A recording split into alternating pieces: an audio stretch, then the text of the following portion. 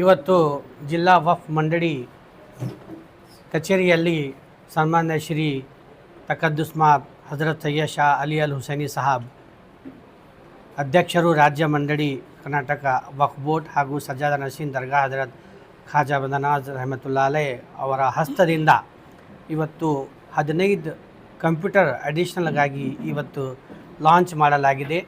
ಅದು ಉದ್ದೇಶ ಅಂದರೆ ರಾಜ್ಯ ಮತ್ತು ಕೇಂದ್ರ ಸರ್ಕಾರ ವತಿಯಿಂದ ಉಮೀದ್ ವಕ್ಫ್ ಬೋರ್ಡ್ ಪೋರ್ಟಲ್ನಲ್ಲಿ ಡಾಟಾ ಅಪ್ಡೇಟ್ ಮಾಡಬೇಕು ಅಂತ ಸ್ಪಷ್ಟ ಸೂಚನೆ ನೀಡಲಾಗಿದೆ.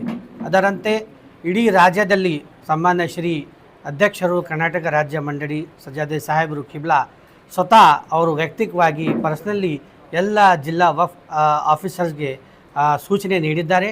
ಜೊತೆಗೆ CO ಕರ್ನಾಟಕ ರಾಜ್ಯ ಅವರಿಗೆ ಸಹ ಡೇ ಟು ಡೇ ಅಪ್ಡೇಟ್ ಪಡೆಯಬೇಕು ಅಂತ ಅವರು ಸೂಚನೆ ನೀಡಿದ್ದಾರೆ.